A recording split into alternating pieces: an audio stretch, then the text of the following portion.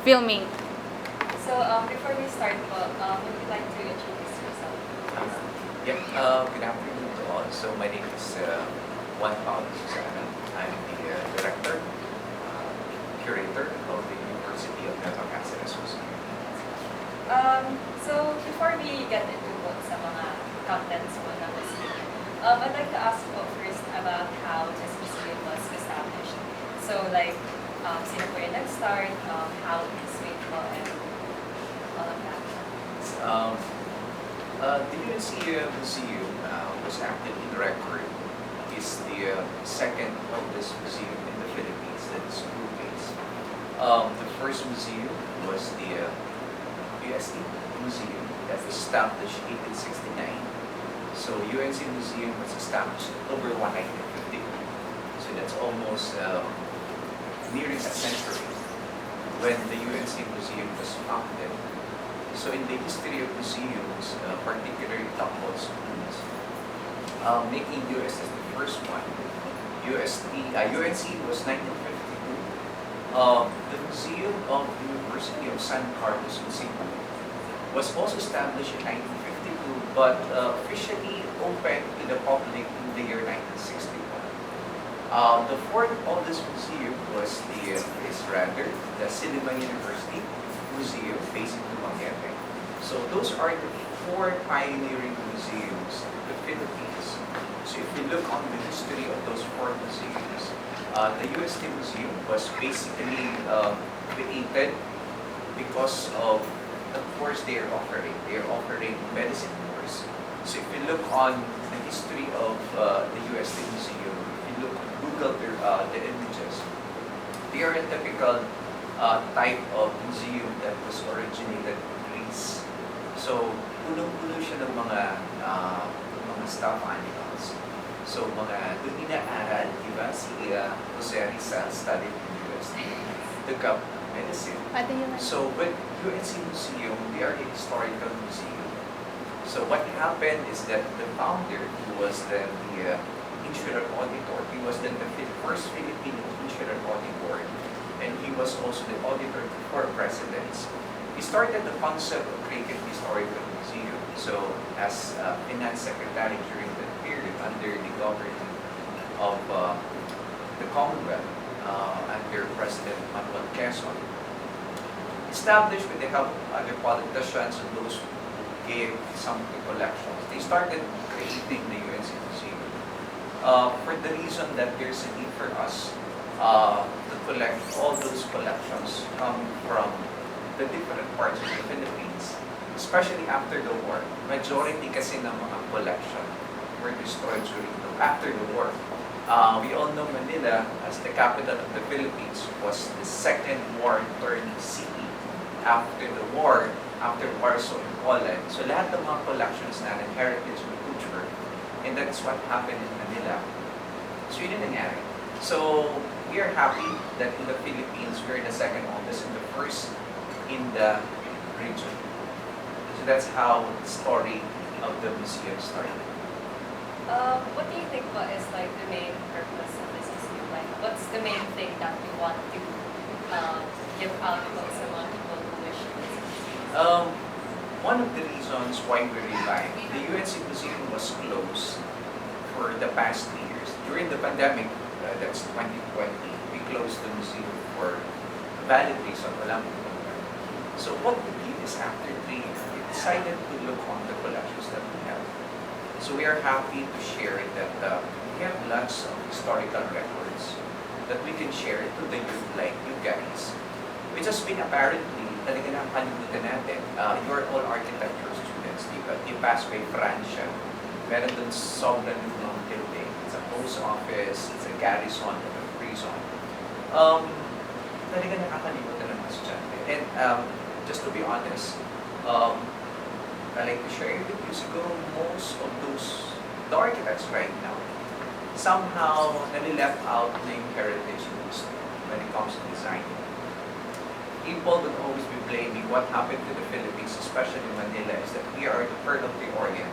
Pero what happened to the architecture of Marvin is that after the war, they always blamed the Americans of kumbaga, what happened, na-demolish lahat yun. But again, the problem lies to all the Filipinos. Sabi nga nila, when progress progresses, you know what happened to Stalingrad in Russia, what happened to Berlin in Germany, grabe pa yung inabot ng city nila. But the people themselves, they trace the heritage, the history, the architectural market. Then, build up nila how it looked like before. But in Manila, it's the opposite. With the presidency of Quirino and other president after the war, people then heritage and architecture. There is a plan to revive, but sadly talaga wala. So the very purpose of this one is to bring the student to see the tangible collections that we have. Sabi ko nga sa mga visitors, pag nawala ko, wala siya sa Xiaomi, wala siya sa Lazada, nandito rin siya sa mga museums. If you travel in the different parts of the Philippines, I look at the first thing that I do is to visit museums. Whether it's in the Philippines or in Asia, so I do love traveling. Because the first thing that I look into is the museum because that reflects a certain locality. If you travel around the Philippines, it's only Cebu, Iloilo, in particular, and Manila as well, who really patronizes museums. But just to share with you, Naga has the most number of museums. We have 7 museums in Naga. That's the most numbered. It's composed of private and public museums. And sayang that these are tangible tourism na the students can learn to look into. Kasi nga sabi ko sa inyo, the very purpose of this, we why we open is that we wanted to share tangible collections that will help the students to makabalik sa nakaraan. So yeah, that's the very purpose why we open. So, among po sa collection that you hear sa UNC Museum, which one do you think po holds a lot of like historical relevance po? Or yung pinaka, ano po, like sacred ganun? Siguro yung madami siya. Pero I think from my end, I like to share 2 items siguro na talagang tinitingnan ng estudyante. From my end would be an 1821. It's a puppy bead. It's a prayer for help. It's a prayer for San Roque. It's an 1821 that makes it 220 years, 2020. Makes it 1821. That's roughly around 203 years old. So it signifies our devotion as a Catholic. We were raised by our parents to be Catholic. So yun ang naging sa akin. It's an 1821 prayer. But for our visitors, siguro yung tumatak sa kanila yung salamin. I don't know why. Parang hindi ko alam kung bakit tinitingnan sila. Baka siguro ibang dimension yung pupuntahan nila. But that salamin is from our ancestral house. Galing dahil. I also love collecting. Yung salamin na yun is from our ancestral house. My great-grandlolo was then the former governor of Daet.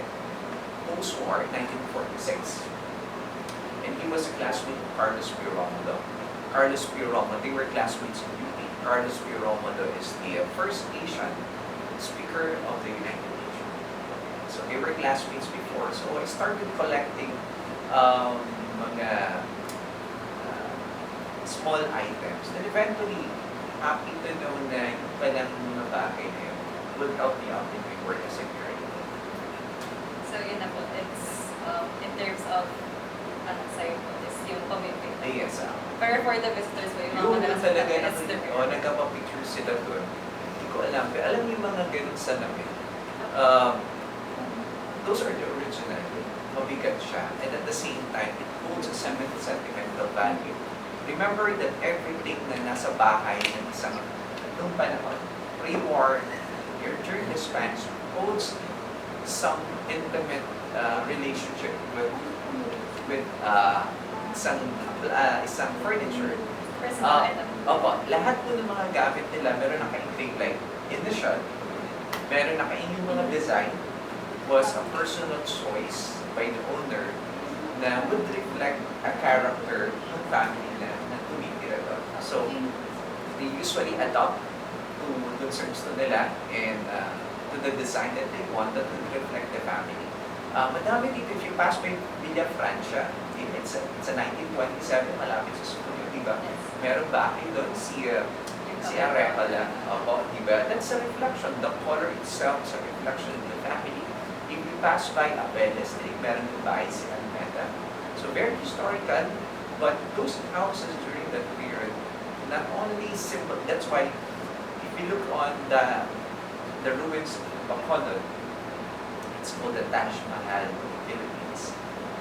The family itself was the one who suggested, who built it. Na ganito yung gawin mo. They provided initials sa harigi or sa foundation just to showcase ito ba yung gusto ko. Ito yung kakalabasan because they wanted that the house who will occupy it in the near future would again be memories that would still be there. So, among all the artifacts po na nandito po sa UNC Museum, ano po yung like exclusive po na nandito na hindi po makakita sa ibang museums? Madami.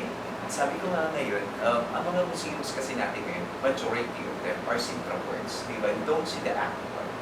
Diba? When you look at the UNC Museum, I'd like to share with you at our backdrop, yung background natin, it's an original 1958 Fernando Amorsolo painting. Diba? Fernando Amorsolo was the first national artist, diba? It's a visual. So, it's a 1958.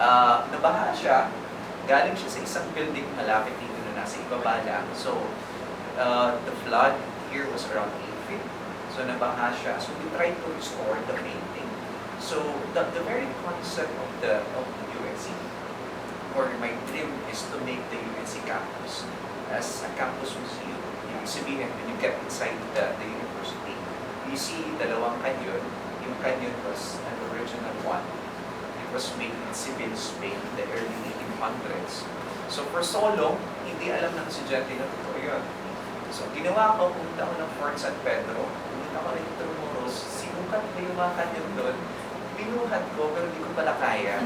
So that's something you should be